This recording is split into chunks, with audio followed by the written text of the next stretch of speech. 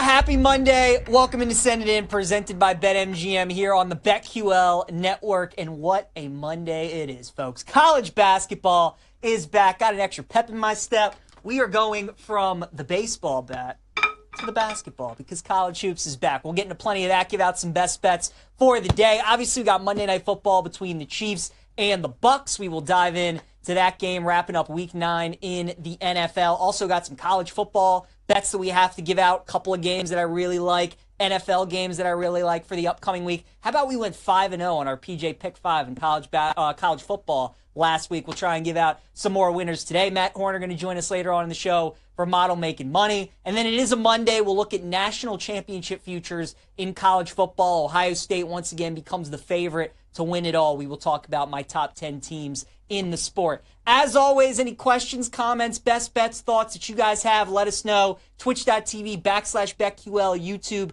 YouTube/Odyssey Sports. Any college basketball games you guys are on tonight, anything you like in NFL, any upcoming bets, college football that you like, let us know. Put it into the chat, and we will try and get to all of your answers. And if you miss any part of the show over the next 30 minutes, we got you covered. The Send It In podcast available wherever you get your podcast. All right, guys, let's get this thing going. Glasses in session.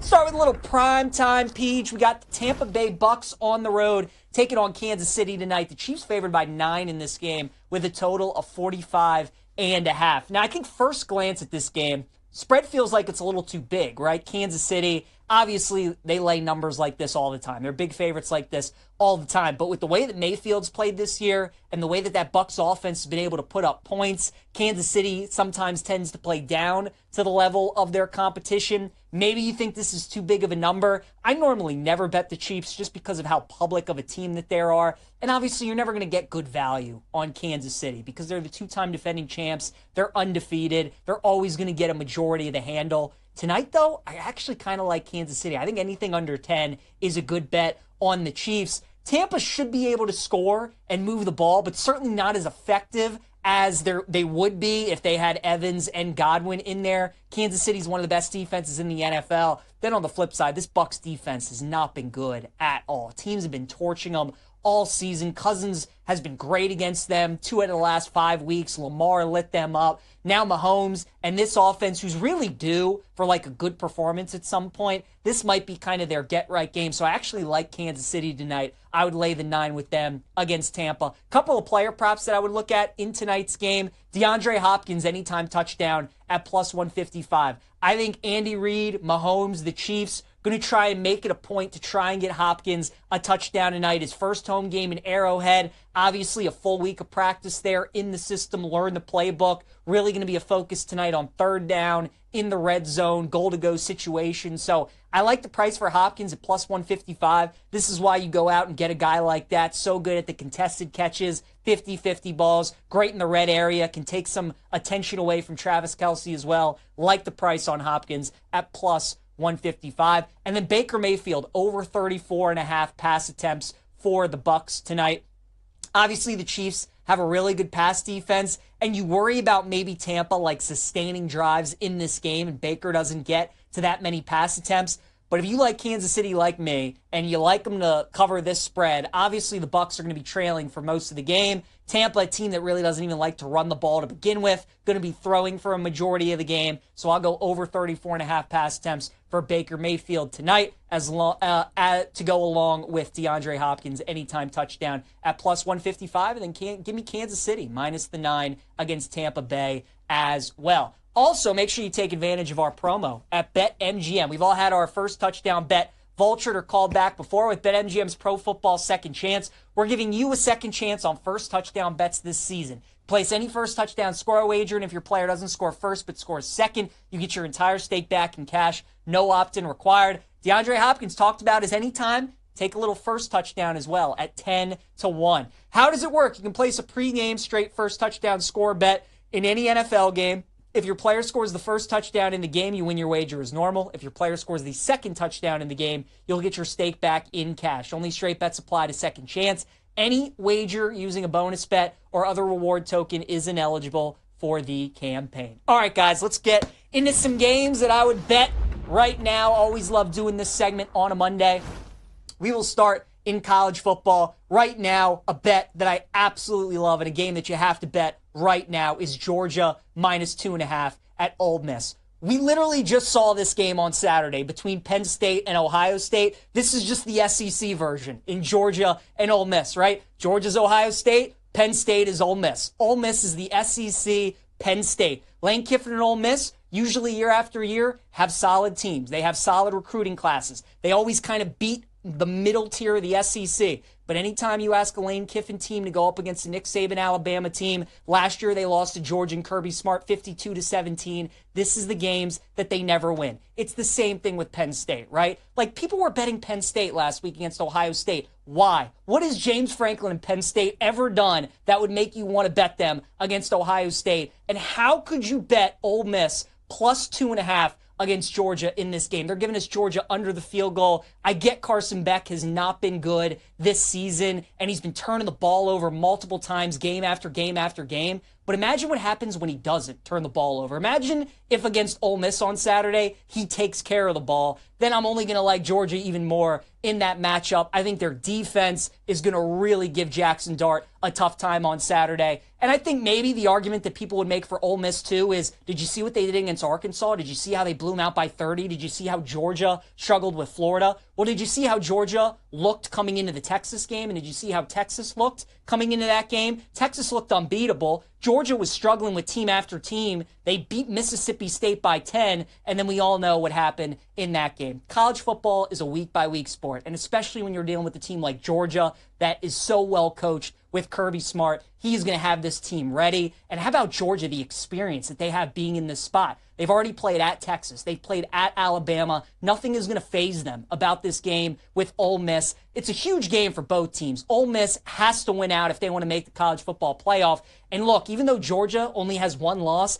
they lose this game on Saturday, they still got a game upcoming against Tennessee. And if they lose that game too, they likely might be out of the college football playoff. So to me, this is just the SEC version of Ohio State and Penn State. Somehow we trick ourselves into thinking that maybe this year will be different and maybe Ole Miss is the right side. I can't believe they're giving us this line at 2.5. I absolutely love Georgia to cover this game and roll against Ole Miss. I also like LSU +3 against Alabama. For me, this is really all about a numbers play. I just think Death Valley, one of the toughest, if not the toughest place to play in the entire sport, especially at night. Field goal type game. We've talked about this a ton with Alabama. Kellen DeBoer is a great coach, and he's a great big game coach. But it feels like every game that he coaches in always comes down to the wire. And in a game like this, with so much on the line, a de facto playoff game, the loser of this game is out. The winner of this game likely controls their own destiny, potentially, to get into the college football playoff. You would expect this game to come right down to the wire. Both teams are coming off a bye week. I think if you want to bet Bama in this game, I would look at a first half number, considering how they looked against Georgia in the first half coming off of a bye week. I think they could get off to another hot start. I just want to see what Jalen Milroe looks like in this game. To me, he has not looked right ever since the South Carolina game. I think he took a hit or he kind of had some injury during that game, because ever since that South Carolina game, he has not looked like the quarterback that we saw at all against Georgia. Obviously, the potential for Bama is there. There's a reason they're laying 3 on the road against LSU. If this number was 2.5, I'd probably stay away. But at the +3, a bet on LSU for me, I think you got to bet that right now at the +3. Moving on to the NFL now. I like the Bengals on Thursday night at +6.5 against the Ravens. Last week, I woke the Ravens up. I called them out. I said they never perform well in 1 p.m. games as big favorites, and they absolutely demolish the Broncos. Now, I think they're going to play well on Thursday night, but this game is just all about, it's Cincinnati's Super Bowl. It's desperation. Season's on the line. Absolute must win. You cannot go 4-6. You cannot lose both games to Baltimore. An absolute must win. And this is the kind of rivalry where the road team tends to play well. When Baltimore goes to Cincinnati, they tend to play well. And when Cincinnati comes to Baltimore, they tend to play well at M&T Bank Stadium. And look, the Bengals have lost 5 games this season. All 5 of those games have been decided by just 1 score. And we're getting 6.5 points here with the Ravens. These teams know each other obviously very well. Bengals should have won the first meeting between these two teams. Even if T. Higgins doesn't go, I just like when we get these spots with teams like the Bengals, who are a good team and it's an absolute must-win for them. Bengals aren't looking to come into this game in Baltimore and cover the spread. They're looking to win this game outright. I like Cincinnati plus the 6.5. I also like the Steelers plus 2.5 against the Commanders as well. I don't think the Bengals game gets to plus 7, which is why I would bet it at plus 6.5. And I don't think the Steelers game gets to plus 3, which is why I would bet it at plus 2.5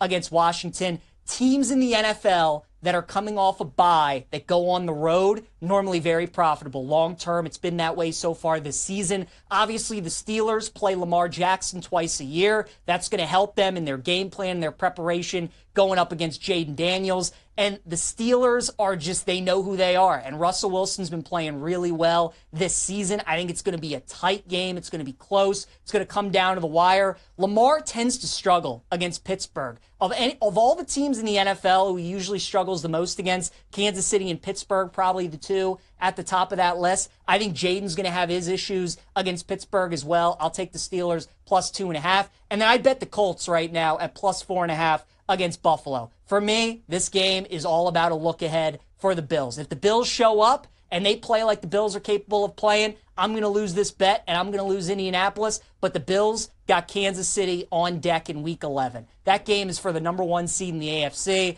Obviously, anytime Buffalo goes up against Kansas City, they're always looking forward to that game.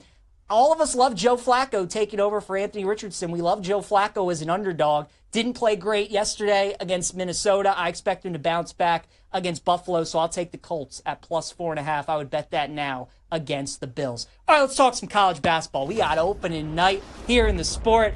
Our guy Gertz, 19, undefeated Indiana Hoosiers. How about that? Indiana in football. Unbelievable story. We will get to them later on in the show. As for college basketball tonight, the Hoosiers are hoping for a big season. They are not on my card today. What I do like is Ohio, the Bobcats, plus 2.5 against James Madison today. Early on in college basketball, some things that I look for is these mid-major teams. Who's got a lot of returning production and who's a program that lost their head coach and lost a bunch of their key players off of a really good team last season to either some Power 4 teams, they graduated, whatever it may be. Well, Ohio has over 50% of their returning minutes back from last year, bunch of their scoring production back. James Madison, as we know, was one of the best mid-major teams in college basketball last season. They absolutely whipped Wisconsin in the first round of the NCAA tournament, where they lost their coach, Mark Byington. He's off to Vanderbilt. They lost all their good players as well. I think JMU's just laying a short number because we all remember what the Dukes did last season, but this is a completely different team.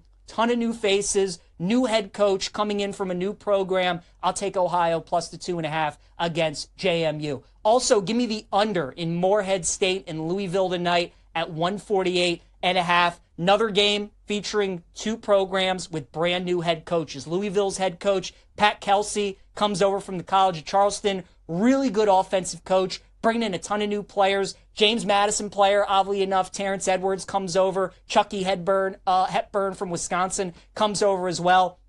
I think it's going to take some time for Louisville's offense to gel under a new scheme and a new system. Same thing goes for Morehead State. They got a new head coach coming over from Murray State. When you have new head coaches coming in and you have coaches that don't play at a very fast tempo, last year Murray State was 312 according to Ken Palm, and Charleston was 173. Both of these teams are going to play at a slower tempo. They got to learn a new scheme, and we know the energy is going to be there. The effort level is going to be there. It's opening night. I think this is too many points in a first game for two new coaches. I'll go under 148.5. Give me St. Peter's tonight at plus 13.5 against Seton Hall. Big storyline in this game, obviously, Shaheen Holloway, the head coach for Seton Hall, was obviously the head coach for St. Peter's when they made that Cinderella run all the way to the Elite Eight. So right there, you know St. Peter's is going to be fired up for that game, get to go up against the former coach that led their program to the Elite Eight. St. Peter's, another one of these kind of mid-major teams that has some players coming back. Really good defensive team. Seton Hall is a program that has to replace their top three leading scorers from last season, including Kadari Richmond, who was one of the better players in the Big East. So this is just all about, this game is going to be ugly. It's going to be low scoring. The total is going to be 127.5. You're giving me all those points with St. Peter's when Seton Hall has to replace a lot of their offensive production from last season against a good defensive team in St. Peter's. I will take the Peacocks plus 13.5. Now, one of the best games of the night that nobody's going to talk about is this Western Kentucky and Wichita State game. If you want to watch like a really solid basketball game between two good mid-major programs, this is going to be a great one tonight. It's a pick'em. I'm staying away from the line. It's going to be a great environment. Two teams that return a ton of experience. Western Kentucky was a 15 seed last year. They won the Conference USA tournament. They made it as a 15 seed. They played Marquette in the first round. Well, they have 12 seniors on their team this year. They returned 2/3 of their production from the team that made the tournament last year. So they're loaded. On the flip side, Wichita State's going to be really good as well. Their entire starting five is also seniors. Their head coach, Paul Mills, was the head coach at Oral Roberts. You might remember him and that team that went to the Sweet 16 and make some noise in the tournament as well. Both of these teams are excellent offensively, and Western Kentucky last season played at the fastest tempo in the sport. They averaged 15 seconds per possession. So we have two really experienced teams, two good offensive teams. It's going to be an up and down, high-level game. I'll go over 152.5. And then the game of the night is going to be out in Spokane between Baylor and Gonzaga. Top 10 matchup. Now, the Zags opened up at 2.5, and now this line is ballooned all the way up to 5.5. If I had to bet it, I'd actually still go with Gonzaga. I just don't like getting in when you could have gotten 3 points of value, and now it's all the way close to the two possessions. But again, this is one of those games. Both teams are going to be really good long term. Both teams are probably going to be a top 3 seed heading into the tournament.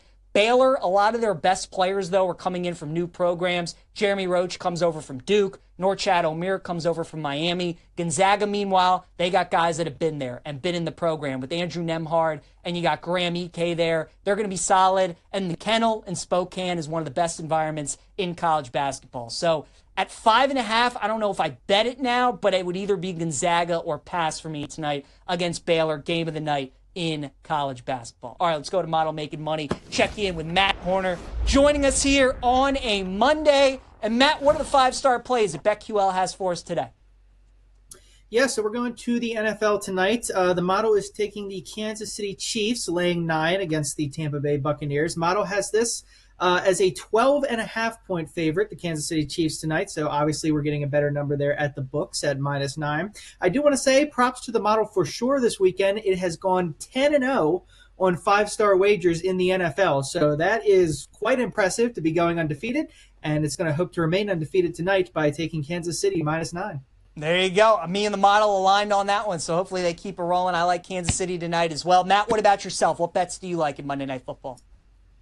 Yeah, I'm staying away from the side really right now. If I had to lean, I would take Tampa Bay, but it's not an official bet. I am going to go with the under here, though, at 45.5. It was at 46, so it's come down just a little bit. Primetime NFL Island game, the public is already going to be, they're always going to be hammering the over every time. Again, same thing here. Only 22% of the money at BetMGM is on the under, 78% of it going towards the over. And as usual, the later you get, the later in the day towards kickoff, the more public money is going to come in on the over. So they're definitely going to need the under in this game. And I'm going to be taking that as well. If you're going to bet the under, maybe wait a little bit till later in the day, because like I said, this public money is going to start flowing in on the over. You might be able to get a better number of 46 again, or maybe even better. All right, very good. Matt, what about the NBA tonight? We got solid slate in the association. Anything that catches your eye in the NBA? Yeah, there's absolutely no games in the NBA tomorrow because they don't play NBA games on election day. So we got like 20 million teams. It might be every team in the league playing tonight. Just taking a look at some of the splits, I like to take some of the bets in the NBA that the books have the largest liability on. I could tell you 76ers Suns tonight. I'm going to take the over 223. 93% of the handle in that game on the total is on the under. So that is pretty insane liability. So I'm going to go with the over there. And then I'm also going to go with the Raptors Nuggets under 232. Again, completely lopsided liability here at the books. 92% of the cash is on the over in that game. So I'm going to go with what the books certainly need in those two games and take the over in the Suns game and the under in the Nuggets game. Very good. We got opening night in college basketball as well, Matt. We got like 200 games on the board. Anything that jumps out at you, that's your bet. Yeah, so taking a look at some of these games, you got number 19 Texas tonight taking on Ohio State. They are a very small 1.5 to 2 point favorite against Ohio State. The line just seems like a trap to me. The public's definitely going to be taking number 19 Texas here going up against Ohio State. Last time we saw Texas, of course, they were in that great game against Tennessee, back and forth type of game that they ultimately lost. But now they're taking on Ohio State, a team that didn't make the tournament last year, and they're just small, tiny favorites. It makes me think the book is basically begging you to take Texas here. So I'm going to go with Ohio State plus 2.5. Also going to go with UCF plus 5 against Texas A&M. Texas A&M is a team I backed a lot last year. I think they're even going to be better this year than they were last. A lot of people expect that as well, but 5 points here on the road against UCF, which I think is a sleeper team in the Big 12. I like the talent they bring. That's too many points, so I'm going to go with UCF plus 5. And I do want to give a future here. St. John's, 50-1 to win the national title. Last year, I was sick that they didn't make the NCAA tournament. They were a top 25 Ken Pom team going into tournament play, but they didn't make the tournament. They declined the invitation to the NIT. I think they'll be even better this year. I love their talent. I wrote about it at odyssey.com/BetQL. Guys, go there and check that out. But yeah, St. John's, 50-1. I like that quite a bit. I love it. Obviously, another year under Rick Pitino, starting to bring more of his guys in there. I think that's a good look with St. John's. And then, Matt, real quick, Week 10 in the NFL. We got lines out for some of these games. Anything that stood out to you early in the week? Well, immediately I bet Texans plus 4.5 because it opened to 4.5, and I thought that line was just kind of egregious to me. And a lot of other people thought so as well because now it's at 3 pretty much everywhere against the Detroit Lions. Fading the Lions ATS is something that I'm pretty much going to be on every single week. It hasn't worked out, quite honestly. The public keeps winning with the Lions, but I'm going to be fading them again here. I got a great number at 4.5. It's now down to 3. So will the Lions cover? Probably. They keep doing it, but I'm going to be on the Texans. Lions and Indiana, those are the two teams in football. It's just a dangerous game, fading those two. But Great number there on the Texans. Matt Orner joining us here on Send It In. Matt, always appreciate the time, and good luck to you today. Sure. Thanks, PJ. You got it. For those people who want to continue to bet but don't have the time to research each individual game, you need to download the BetQL app. It ranks each game on a 1 to 5 star scale based on its unbeatable analysis from spreads and over-unders to player props. Stay up to date and bet confidently with BetQL's help. All right, guys, let's talk some college football. Our guy Gertz is all fired up that his Indiana Hoosiers are undefeated, looking like they're going to make the college football playoff. And Indiana is in my top 10 this week. They're towards the bottom. The number 1 team is who they're going to get in a couple weeks, and that's Ohio State at plus 350. I had Ohio State at number 1 before the Penn State game. I still have them at number 1. I think that is the best team in college football, and they should only continue to get better. They got some injuries at the O-line position. Once those guys comes back, that's obviously going to help them. Great depth at running back, receiver, and Will Howard bouncing back from that early pick 6, responding, going right back, scoring a touchdown, Ohio State winning that game. I have the Buckeyes at number 1, and they are the favorites to win the title at plus 350. I'll put Georgia at number 2 at 4-1. Georgia's really good. Obviously, they've won 51 straight games against teams not named Alabama until somebody else other than Bama beats them. It's going to be hard to bet against Georgia. I obviously like them this week against Ole Miss. I don't know if Georgia's going to win it all this year because of Carson Beck. His turnover concerns really worry me. It's almost like you watch a Georgia game, and every time he throws, you're just hoping that he doesn't turn the ball over. It's getting that bad. So much talent, though, all over the field, but Beck is certainly a concern. I still got Georgia at number 2. Oregon right behind him at number 3. The Ducks are plus 450 to win it all. Ducks are obviously undefeated. They continue to get better and better week after week. Really good on both sides of the ball. It just feels like if they played Ohio State on a neutral, would they win that game, right? They have one of the best home field advantages in Autzen Stadium. Do I trust them, though, to beat some of these top-tier teams on a neutral field? I don't know if I do. They played Ohio State again, which they certainly could in the Big Ten title game. I'd like Ohio State, and I'd like Kirby against Dan Lanning, which is why Georgia is number 2 and Oregon is number 3. Texas is going to be number 4 at plus 550 to win it all. I mean, the first 6 weeks, it felt like Texas was the unanimous number 1 team in the country for everybody. Everybody loved Texas. And then we finally started to see them play some teams. They played Georgia, followed it up with Vanderbilt, and now we're starting to see the issues with Texas. And I think it also revolves around their quarterback with Quinn Ewers. I've never been a Ewers guy. I'm still not a Ewers guy. Great defense, great skill players, best play caller in college football, maybe in all of football, in Steve Sarkisian. But I think Ewers ultimately will be their downfall. But Texas, number 4 team in the country. After those 4, there is a clear gap for number 5, who I think right now is Tennessee at 18-1. And I think if you're going to place a national championship future out of the top 4, it would be on the Volunteers at 18-1 because their defense is championship caliber. Defensive line is excellent. Their secondary is very good. And Nico's got all the talent in the world. Man, if he can just put it together. And sometimes in college football, like these quarterbacks just in the blink of an eye can turn a switch. If Nico's able to do that, sky's the limit for Tennessee. They obviously got Georgia coming up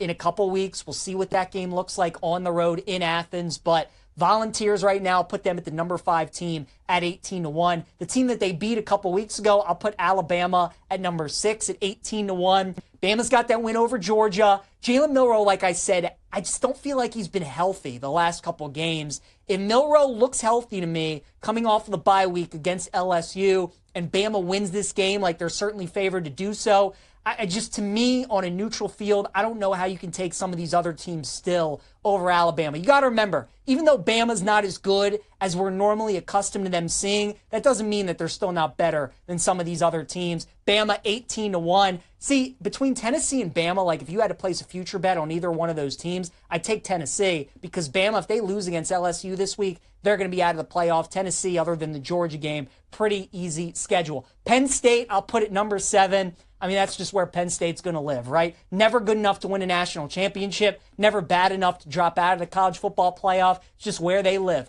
Good recruiting classes, solid team. Never bet them against the big boys. Certainly never bet them to win the national title. Miami's going to be number 8 for me. They're 11-1 to win the national championship. I think betting Miami to win the title is a terrible bet. Offensively, they're awesome. And Cam Ward is a stud. But defensively, I mean, they can't guard anybody. Duke lit them up on Saturday, and Duke hasn't been scoring on anybody. So Canes probably win the ACC. I'll put them at number 8, but no threat for me to win the national title. Here come the Indiana Hoosiers at number 9. I mean, Indiana just keeps rolling people every single week. I think the most impressive thing about Indiana is that we keep waiting for them to have a letdown. We keep betting the underdogs to cover spreads against them, and it just never happens. They just continue to roll. They got their quarterback, Curtis Rourke, back. He looked great against Michigan State. Indiana, number 9. And then I'll put Notre Dame at number 10 at 30-1. Had the big win at the beginning of the year against A&M. Ever since the loss against Northern Illinois, the Irish have looked really good. Give me Notre Dame, number 10 team right now at 30-1. That's the top 10. Ohio State, Georgia, Oregon, Texas. Clear gap. Tennessee, Bama, Penn State, Miami, Indiana, and Notre Dame. All right, folks, let's wrap up the show. PJs Plays here on Send It In. We will start with my prop lock that I like for today. DeAndre Hopkins, anytime touchdown at plus 155. I think the Chiefs are going to make an effort to try and get him the ball, try and get him a touchdown in his first home game at Arrowhead. I like the price on Hopkins at plus 155. Dog of the day, give me Ohio plus 2.5 against James Madison. Love these early season matchups in college basketball where you got a team like JMU who was great last season, but completely just cleared house. Their coach moved on to Vanderbilt. All their scoring production, all their best players left the team. Ohio, meanwhile, has half of their production returning. I think Ohio should be favored in this game because of how good JMU was last year. That's why the Dukes are favored. Give me Ohio plus 2.5. And then also give me the Chiefs as my best bet, -9 tonight against the Bucs. I think a lot of people feel like that spread might be a little bit too high. That Chiefs defense is so good. I think Baker, without his top 2 weapons, is going to struggle tonight, have a couple turnovers, and against that soft Tampa Bay defense is beginning up points to everybody. I think the Chiefs score as well. This feels like a 31-13 kind of game to me tonight in Arrowhead. Once again, our best bets today, DeAndre Hopkins, anytime touchdown, plus 155 is our prop block. Ohio Bobcats, dog of the day, plus 2.5 in college hoops against JMU. And the Chiefs, -9 against the Bucs is going to be my best bet. Thanks again to Matt Horner for joining us. Appreciate you guys tuning in and listening. Enjoy opening night of college basketball, Monday Night Football as well. We will see you tomorrow.